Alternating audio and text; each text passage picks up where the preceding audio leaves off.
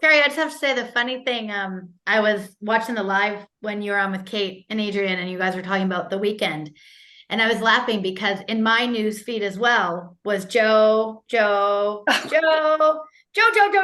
was like, he is a hit at this. I was like, Oh I my didn't know he God. was going to be there, Carrie and Joe. Everywhere. We've created a monster. We have created a 100% monster. He was like So selfie. funny. Oh. Carrie, Yeah. I this is like the sweetest Joe story maybe of all, and I'm Oh, not sure if you've heard it, but it's just about his like sexy factor. So Kimmy and I are sitting at this table with a couple of ladies that we have no idea who they are. So she comes back to the table after talking with you, but mainly Joe. Okay. And she sits down and she goes, "Oh, that Carrie's wonderful. And that Joe, whew, so funny. You guys, I only saw you in line with lines of people Yeah. the whole weekend. Yeah. But to know that he was like hamming it up and she was magnetic. I He was mean, all in. Hello and welcome to Table for Five with no reservations. Take a seat at the table for a fresh, sweet, salty, tart, and pleasantly bitter conversation. Hello and welcome to the table. Today we are welcoming back our friend Carrie Cariello. She is the author of What Color is Monday? How Autism Changed One Family for the Better. And someone with has autism. She lives in New Hampshire with her husband and they have 5 children. We're so excited to have her back. She's going to be talking about her son Jack and her new book that's coming out. Seated at the table is Jen, hi everyone. Jamie, Hello. Tabitha, Hello. Rachel, hey everybody. and I, of course, everyone knows Kim, am Kim McGuire. Hey, that's an inside joke, guys. Carrie, do you want to introduce yourself? Yes, thank you. Thank you so much for having me back. It's like coming back to family, seeing all your faces again. And also, I just want to say what a great job you guys do with this. For readers who might not be familiar, like these women all live very different areas, all different time zones. Are you all different time zones? Yep.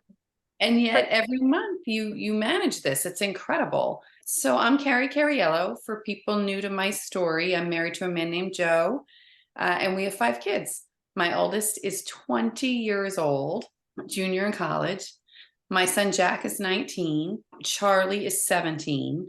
My only daughter Rose is 16, and then my youngest son Henry is 14. Jack was diagnosed with autism when he was 18 months old, and he is currently in a supported residential space and takes 2 college classes at a local school with a lot of scaffolding and things. But he just texted me earlier, I'm living my best life. Oh That's my amazing. God. Love that. It's amazing. I mean, last year had a lot of speed bumps. I know many people sort of watched that journey from afar. A lot of speed bumps. And we thought maybe we've done this too soon and he's not ready. We weren't ready. And then it's like the edges kind of smoothed out this year and he's just nailing it. And we couldn't be happier. That's amazing. And I believe when we talked to you last, he was just starting his college program, if I remember correctly. I could be wrong. But I know that you had a hard time finding a good fit for him. That took a while. And then you guys finally found something that would, potentially work for him. That timing is about right. I think it was when he was away for a month or two when we were still sort of like wondering if this was the fit for him. And yeah, we discovered in doing research the year prior that there's very few programs that fit Jack's profile, meaning could offer the level of support that he needs, but also sort of nudge towards independence. And we wanted him about a 3-hour radius from us so we could get to him in a day if we needed to. So this was one of 4 programs in the country that fit that bill. And then within each program is a very limited number of spots, 3 to 4 number of spots. So we feel very grateful he's where he is. He couldn't be happier. And I know all of you ladies have little ones at home, and it's difficult for me to capture the difference in my life now because my nervous system was so closely intertwined with Jack's for so long. I didn't know any different. Even when he went away for a night or two, it wasn't enough to say, okay, I'm my own person now. Like I can operate with my own autonomy. And, it's very bittersweet, but he doesn't live here anymore. My son doesn't live here anymore. And I miss him every day. But to say, okay, I can operate at my own regulatory pace is really something I'm grateful for. I can't even imagine. I mean, like, it's mind blowing. Like, we talk about the level of energy and output all the time, and just like the bracket that you're functioning on is lovely, but I'm sure it's such a big change for so many years. Yeah, last year was a very big change for me, like sort of figuring out where I was headed. I mean, I still have 3 kids at home, but I don't. Does anyone here have teenagers? Not My yet. youngest is 19. Oh, that's right. That's right. Yeah. So, teenagers, like neurotypical teenagers, are like they operate on their own planet. I mean, they don't need much from me. So it was a huge change. And I will say, we see him obviously throughout the year. I do notice whenever we're together, my nervous system shoots right up. My energy increases exponentially. And I think that's just going to be the way our relationship is for the foreseeable future. But it's definitely noticeable. And Joe and I are like on high alert when we're around. He probably feeds off that energy, as I feel that many of our kids do, because you're kind of like watching, waiting at different times, predicting certain things. And I feel like they know, because it's like we hover even when we're not physically hovering. I feel like there's like an energy. like like an energy. I know sometimes my daughter like definitely, because I'm the one that's always trying to like figure out what the problem is, or like find a solution for it. And sometimes it's very different with Alyssa. Obviously, she's nonverbal. You have that whole communication piece is very difficult, but like sometimes it doesn't have to be figured out and she can just be let be. I have a harder time with that. You know what I mean? So it's like sometimes you're making things worse, but I'm also the only one who can really make things better for her, if that makes sense. So it's like, Absolutely. but I feel like she kind of feeds into that sometimes. Oh, My husband will be like, go away. And like she'll be fine because she knows like he's just not gonna like do all the things that I do. So she'll just like kind of give up and be like, oh, dad doesn't care that I'm on the floor, so I'm just gonna like get up, you know. Same play, different actors over here is what I like to say, because it's Yeah. very much the same dynamic. I read once and I thought this was fascinating. Like, it's so easy to assume kids on the spectrum are checked out all the time because they appear, I know Jack appears vacant a lot, disconnected, no eye contact and all of that. What if the opposite is true? What if they're noticing every single detail and it's so overwhelming they have no choice but to shut down? Yeah. Jack is very what we call olfactory driven. So smells, he has a very heightened sense of smell. He absolutely has heightened auditory processing. Yes. So he's intaking so much, the smell of your perfume, the change in tone of your voice, and then not to mention all the visual stimulation, that it made perfect sense to me when I read that. Yeah. And Alyssa too, like she has like super hearing. I'm not even kidding. We like jokingly call her a werewolf because it's like her ear, like she could hear so well. She seems to see so well. And I'm always like, I don't know if it's because she's nonverbal that like, they say if like one thing isn't there, everything else is heightened. Mm-hmm. She could hear anything from like rooms away. I'm like, how? And we're always like, you know what I mean? But yeah, it's so, yeah, and I think they take in way more than we realize sometimes, you know. Yeah, I definitely do. Absolutely, for Jack. I'm And then always for fascinated by the sibling. Like Kim has 4 children, Jamie has a daughter. How are your children with Jack being, I mean, of course it's their brother and they miss him, but do their nervous systems come down? I just have to tell you real quick, I don't know if I was watching one of your subscriber lives or your main page live, because you don't really talk about Rose and Henry, all that, they're not the stars of the show, I guess, as you would say. But my daughter, Kaya, somehow they're always listening. And I was telling the ladies that they're always listening. She knows every one of your children's name in order. Oh. And you and Joe, and I'm like, how does she hears it? She hears you on the video on the on physics. So anyway, I just think it's so cute and she always says his sister Rose. She always talks about Rose. So anyway, how has it affected your children with Jack being out of the home? So my oldest was already out of the home. Right. But you're right. Rose and Henry are very private. Rose flat out refuses to let me take a picture of her. She's upstairs right now. And people say, I don't even know you have a daughter. Henry came on a subscriber live last week. But he didn't get on the camera. He's done one since. He came He on with, did, yeah. I saw one with him. I was like, yeah, man. yeah, he's his own Mhm. kid. You know, he is a very particular sort of person, and he just wasn't ready to share until he was. Yeah. But to answer your question, so my middle son Charlie is very, very in tune to Jack, as is my daughter Rose. And I think the worry kind of overtook them. Like, you know, the second day Jack was the second day away from us, he got himself into an Uber to go buy French fries. So it's like we sprung him out of a can, right? Like we shot him out of a cannon, and he was like, go, I'm going to eat this up. So we're over here 2.5 hours away, and Charlie's my worrier. He's like his dad. Like, what if somebody, you know, he raises all the fears to the top. What if somebody takes him the wrong way, or he doesn't get back, and all of that. So Rose, you know, I write in the book that's new, coming out soon. My last chapter is the day we drop him off, and what that was like for me as a mother. But then, and I've never written an epilogue in my life. And so I wrote an epilogue, and to me, an epilogue, I wanted to give a snapshot of our family, not from the point of view of anyone in our family. So every time I talk about this out loud, it sounds so ridiculous, but I think it works.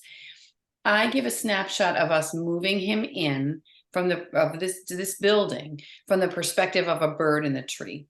That's observing, like, we each have different mannerisms, we move differently, you know, observing how Charlie's like sort of talking to everybody, and Rose is she withholds everything, and how it's a moment. He turned one way and we turned the other, and my husband and my oldest simply dissolved.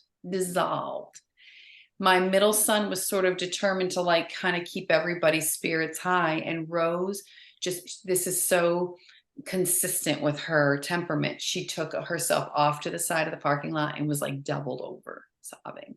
And I think it's twofold. We worried about him. We still worry about him because he's always up to something that's like just the wrong thing. That's how I describe it. It's sort of like the end of an era for our family. You know, he was the fabric of our family in ways that's difficult to capture. And we knew life would change for us. You know, he was the one holding down the fort, whether it was making sure everybody was home for dinner, or managing our subscribe and save, or I hate to always say it in terms of acts of service, but it was like living with a butler. I never ran out of toilet paper in my bathroom. That's what he would come in every day and sort of stock everything and check if there's new ice cream. And I think it's kind of easy to assume that since Jack started this program, like his autism sort of fell away and his anxiety sort of eased, and he packed all that up with him and just moved it. So he now does all that stuff for these 44 plus students. Mhm. You know, Well, making Carrie, sure I'm just gonna say it. If this school program doesn't work out, you can just send them down to Massachusetts, because this house needs a butler. needs a butler. We need That's help true, here. because even Christmas decorations, you know, he's the one that took all of them out and took all of them down. What I mean, I had friends that were like, we would pay for that service. Take these wreaths off my door, put them away.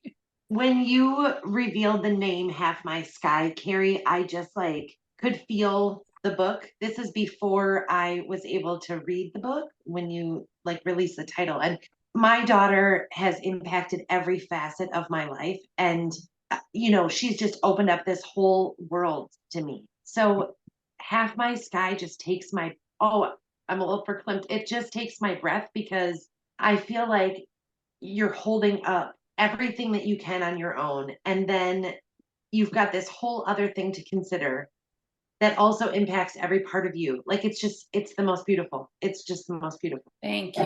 So, Carrie, I want you to tell people, where did you, like 5 years before Jack went away even, did you foresee this was a possibility that he would be able to be somewhere outside the home? You know, I say absolutely. I never imagined this day. And I say that without irony and without, you know, anything but like my authentic self. I never once pictured him not in this house.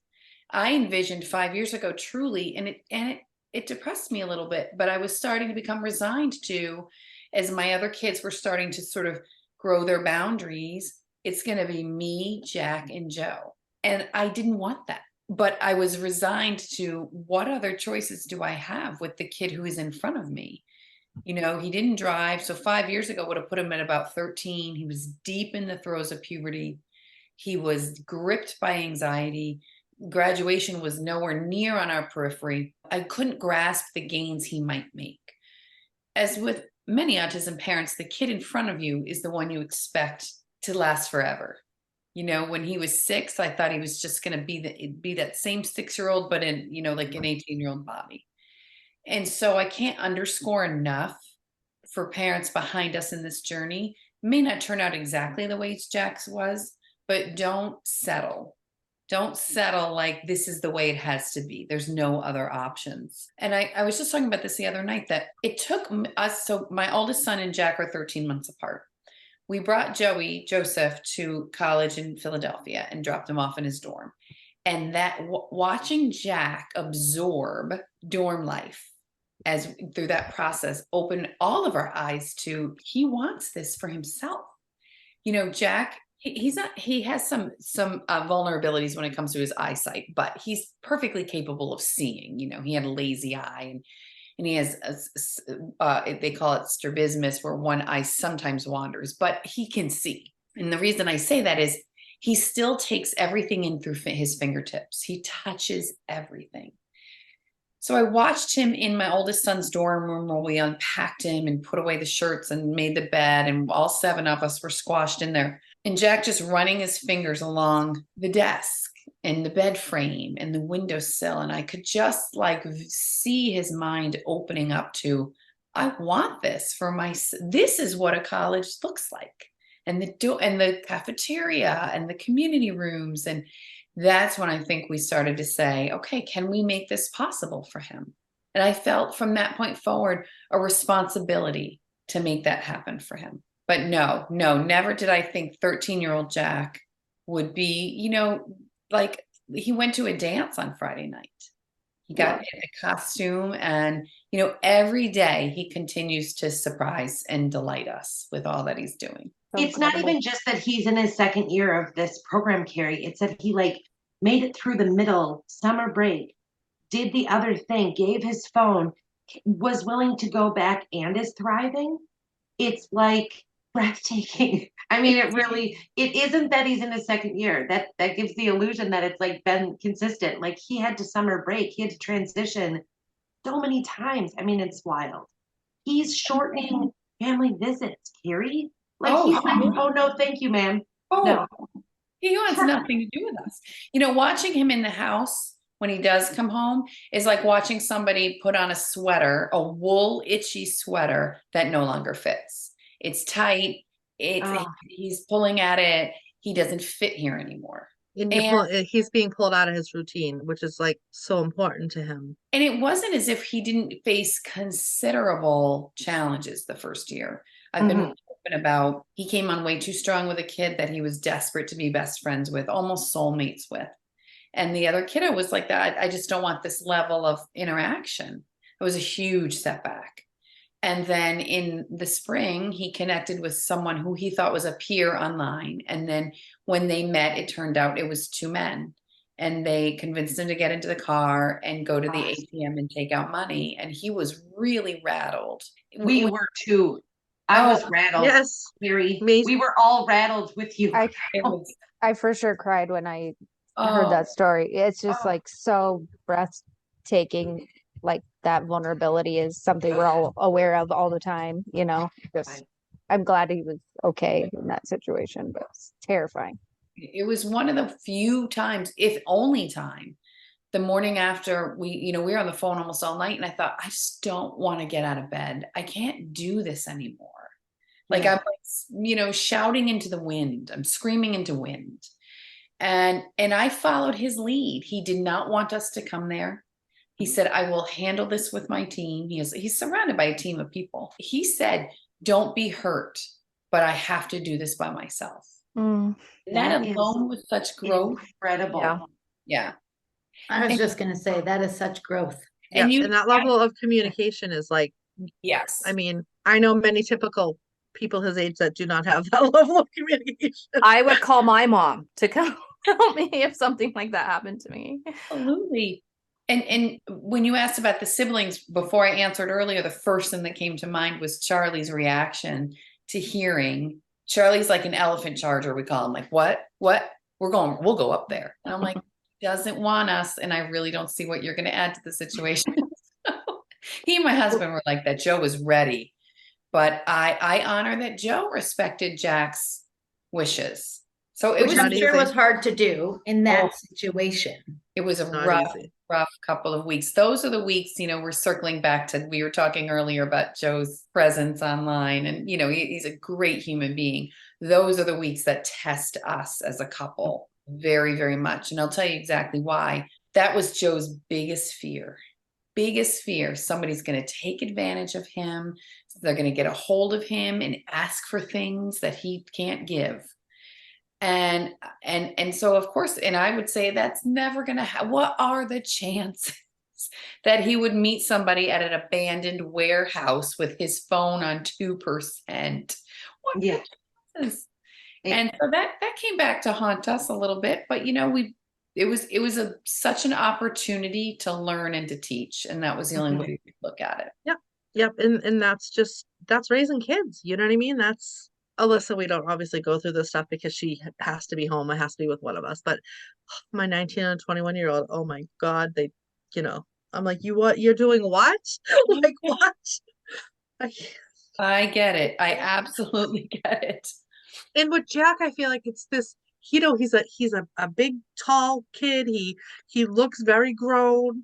So it's like, it just doesn't match up, like, because he has that little bit of immaturity and that vulnerability that it's just, it's like an oxymoron almost. Like I feel like it's very hard to get a good description on like who he is and where he is, because it's like, he's just so funny with his little one-liners. They just kill me when you put out his Carrie often on her page will put out text messages that he shares, and oh my God, this kid he's my spirit animal for sure, because he just says all the things we think but we don't necessarily say.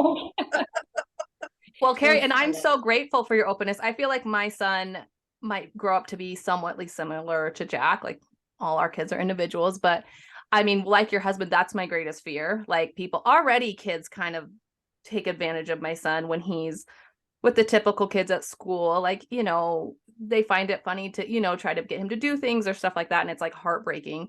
So like as an adult, like it just ups the level. And I feel like your openness about all of that, your relationship with your husband, or even the last time you were on here and you were talking about that transition, just like, I thought something really cool you talked about is like how you guys are okay financially. And even for you guys, it was like jumping through hoops and all that stuff. And I know a lot of people who listen to our podcast appreciate that. All your openness is a really realistic perspective. And we're all anxious about adulthood. So I think it's great you share so much about that.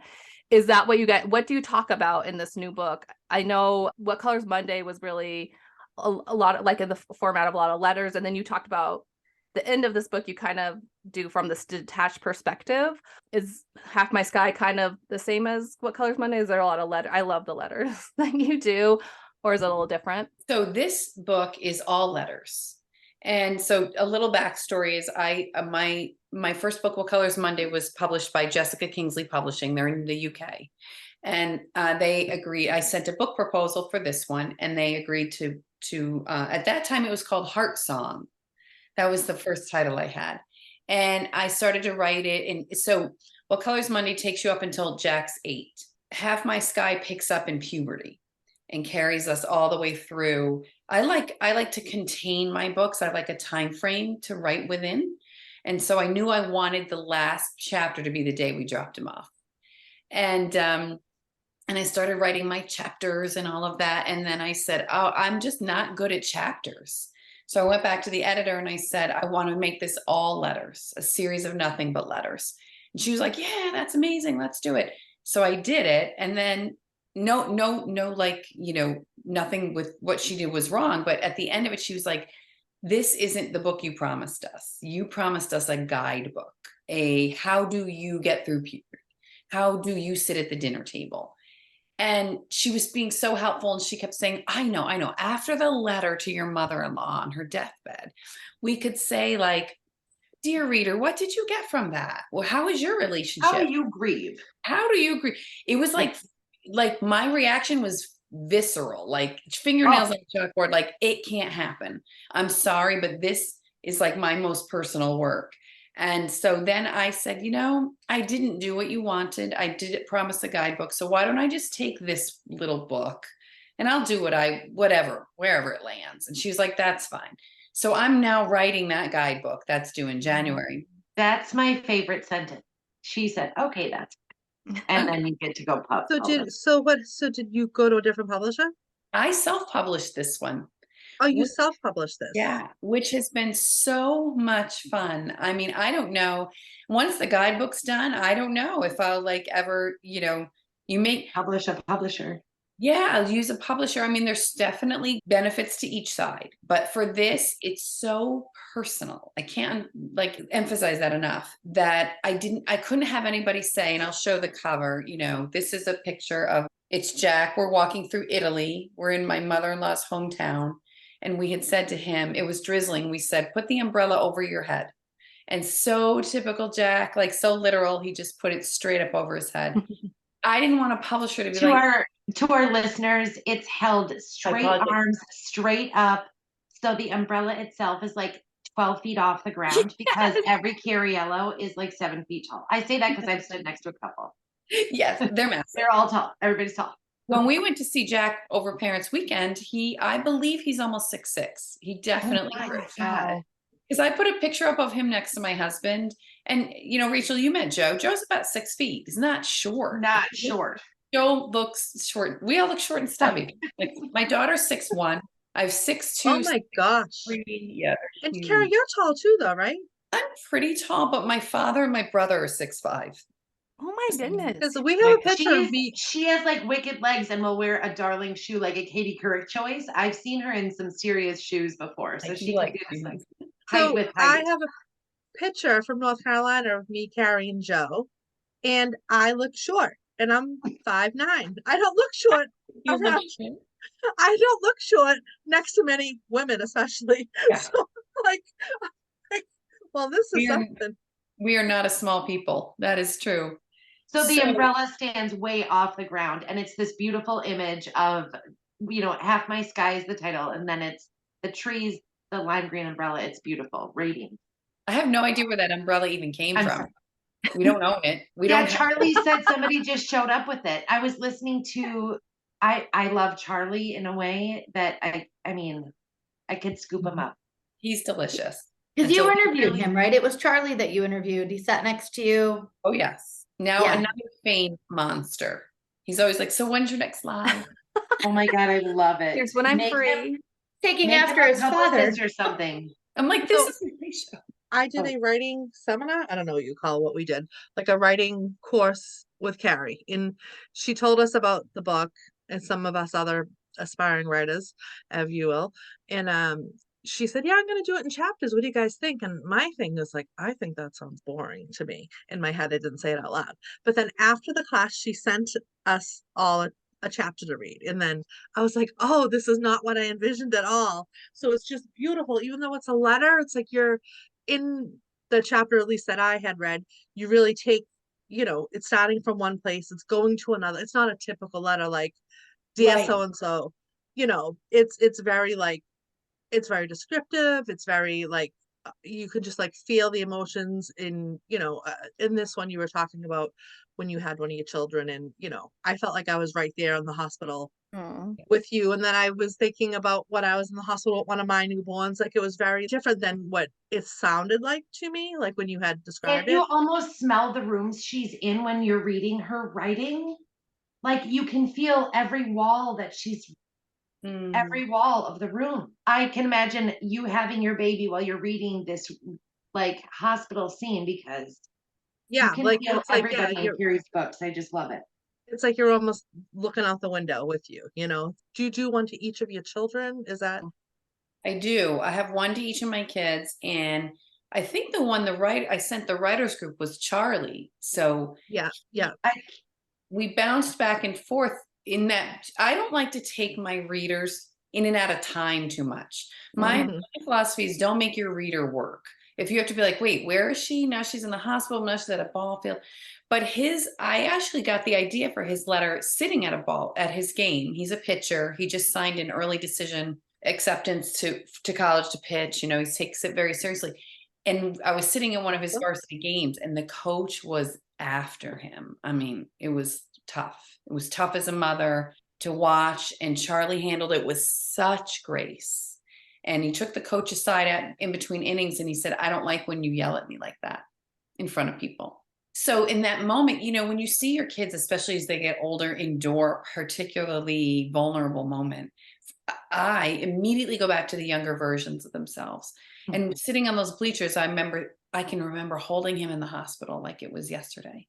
And I said, that's how I'm going to start his chapter. So I started with him I'm holding him. It's just him and I, but he's my third child. And I know it won't be this solitary for long. And then we sort of weave in and out of some events of his life. And Charlie was very generous with me because he went through a significant period of anxiety last year and some depression. And we were, you know, I talk a lot about Jack, obviously, but I have other ducklings that worry me just as much, if not more. And Charlie really came out of that. But we have a very strong visual in that chapter where he was grieving a girl. A girl kind of swept the rug out from under his feet. He was shocked. He didn't know how to handle like that rejection. And he took to stringing up Christmas lights.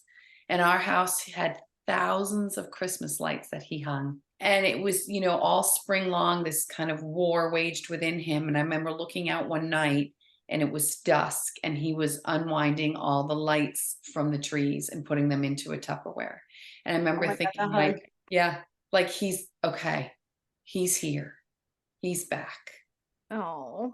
And so I love that chapter. And Charlie, all of my kids have read their chapters. And Charlie is a man of few emotions. He said, I cried at that when I read that. And I'm sure that girl's going to be sorry later in life. So Yeah. I would think so. yes. Those girls.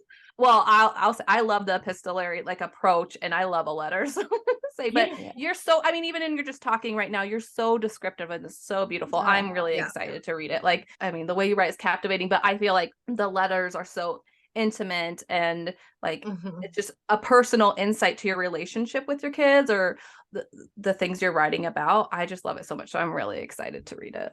I was gonna say that, Carrie, that your writing is like brush strokes of a fine painting. That's when the first time I started reading your writing, that's how I felt. Like each one is an individual brush stroke to the overreaching kind of theme of your life, because it is so descriptive and like you can see each color in your writing. It's beautiful. Thank you. Yeah.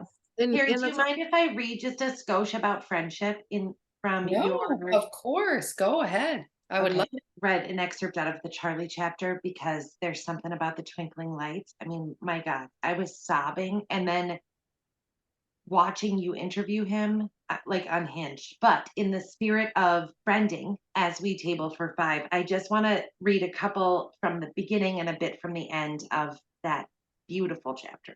This, as you can gather from the episode, Carrie writes letters. This one is to a particular friend, just at the back. She writes to this friend every morning. It used to be a phone call, but life. So then she types a little 10 or 15 minutes or whatever. And she credits some of her writing practice to this practice of friendship and like processing, which I think is beautiful. When people first hear Jack's diagnosis, they often, you should me. You should do more research. You should find another doctor. You should take gluten out of his diet. On the heels of you should is at least. At least he is talking. At least you have other kids. At least you have money for therapies. You never said either. Oh, Jesus. I can't even read the next line, Carrie. That's the most like, isn't that what you want? Isn't that what we need in these like years of crisis? Someone that just listens and like, oh, it took my breath. Then, by the way, did you read this to her out loud? Or did you send it to her in an email and then let her process it her own? I've done neither. So we went away this weekend. I did a live with her. She was like, I can't do a live. I can't do this. She's very private. Yeah. And I said on the live, Melissa is learning in real time, right along with you, that I wrote a chapter to her. Oh my gosh, I must have been stuck in Adriansville that I could not even get to yours. I'm so sorry. I missed that. I'll have to go back for Melissa. Then I made everybody vote on whether or not she should get bangs. What was the deal? Because that's a big question. Super I mean, important, what's important next? life choice, bangs or no Well, bangs she's for on sure. live, she's on live. If you're not used to seeing your face, I'm not Yeah. used to seeing Oh, this. yeah. mess, but you can be really distracted. She's like, I think I need bangs. And I'm like, well, let's vote. Here's your Biggest right. mistake I made of 2022. Yeah, bangs So are to a be hard clear, choice. bangs were a big bad choice for me. She put that through the table for 5 and we did her dirty. That's what They happened. did me dirty. Yeah. Anyhow, there's a quote that I can't find through my tears right now where you credit this friend for the writing practice. And it is, again, one of the most beautiful things because I feel like your yoga practice, your writing has probably brought so much clarity and purpose to your life. And I think it's just such a cool gift that she's given you the comfort to be able to just be yourself and be real and not criticize over 5 kids and this 30-year friendship. I mean, it's just beautiful. It took sharing about her and sharing in the book to have me really realize what a gift this has been for my whole life. She's You one of naturally think about the Joes and all your kids and your family being extended and like you share so much about your mom, which I could go on and on about, but like you think about those pillars. But Melissa, right? It's funny you say about my mom, because what's great about self-publishing is it's on pre-order now, but I was like, I think I want to kind of add a couple things to it. Like it still has time to evolve before the Yeah. release date. So I put in the back, I put in some excerpts from the first 2 books. And then I was like, what the heck? People keep saying, did you write a letter to your mom? Because my mom passed in July. And I said, well, that's not the timeline. But the book was written already. And my mom I passed. think that could be its whole book, Carrie. I think that It could could be be its its whole whole book. book. I'm going to write a book called A Borderline Married a Narcissist and Made Everybody Miserable, but I got to wait for my dad, Just But book number 6, perhaps, whatever. yes. Get in line. I said there wasn't time to write her a chapter. It wasn't like in the theme of things. And I thought, well, but I wrote an essay about her called Estrangement. And it was, this is not a humble brag, but it was so widely shared and read. And then hundreds of messages where people would relate to it. So I wound up putting that essay in the back of the book. Mm-hmm. I thought, it's my book. Yeah. And you self-publish and you can do what you want. I have been cheering for this self-publishing from like, hey, what picture in the background? By the way, did you get Celie's vote? She likes the coffee cup because she says, it says you have the best life. I'm like, no, she bought herself a mug that says I'm the best wife. And I have one that says best mother too. They are like a set, like they were sold as a set. I've definitely bought that one. Tell us, just because we just, sidetrack each other nonstop. Tell everybody how they can get your books, just so we make sure people know that. So it's on pre-order through Amazon, correct? Amazon and Barnes and Noble is also carrying the pre-order. You can do an e-publication, so it can be a Kindle version or a paperback, and it'll soon be up on my website after it's actually released. So, yeah, And then recently, didn't you do the audiobook for What Color is Monday? I just finished the audiobook for What Color is Monday, which is really fun. So that's on pre-order until November 1st. The audio for Half My Sky will be available after the holidays. Are you recording them? You're doing them? I read them. I've never listened to an audiobook, but I will say I went into this thinking it was going to be a lot easier than it was. It's very hard. That's what I Our hear. friend Kate likes to tell stories about how difficult it is. Do you have any plumbing or flushers or anybody? Well, I went into a studio to do it. So I'm incredibly claustrophobic. I mean, it's like a problem. Like I can hardly ride in elevators. And I went to this studio and they're like, okay, we're in a basement, like bunker. And the door was this thick and they locked it from the inside, but they locked it. She's holding up like a 10-inch door, people. Again. Sorry, yeah. That's why I can't do podcasts. I gesture too much. And then they squirreled me away into a booth. That was like my nose was here and my butt was here, and the booth is soundproof. And I had a moment, and I thought, well, I've hired these people. Like, it's not like you can be like, not today. Whoops, You got people there to help you. And I had to actually practice a few times to make sure I could open the door if I needed to, like it wouldn't get stuck. Oh my God. And then I wound up doing a Did live. you have a safe word? Oh, I'm And I'm freaking with- out for you. And I was with, men that I hadn't met before. Oh God. I like to do things It's getting safe. worse. This is where my dateline starts. I wound up doing a live there, and I don't ever do that. Like, that's an Adrian thing. Like, let me do a live wherever I am. I'm like, at least if I say the studio's name a bunch of times, they'll know where to come find me. This is where I am. Edit We'll Studios. know where you're at. That Drop timestamp. a pin. Drop a She has pin. location with all her contact. Yeah. This is where I am in case I go Crazy, missing. I tell you.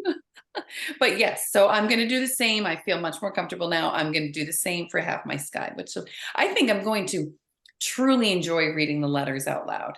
I just love them that much. And I they can't are wait. letters, like we said, but I really believe, I hope there is a universal component to each one of them. Yeah. You know, in-laws, marriages, tough stuff with teenagers. One of my ones that I'm most proud of, I wrote a letter to my future self, what the future might look like. And sort of I bring to life what 50-year-old Jack could look like.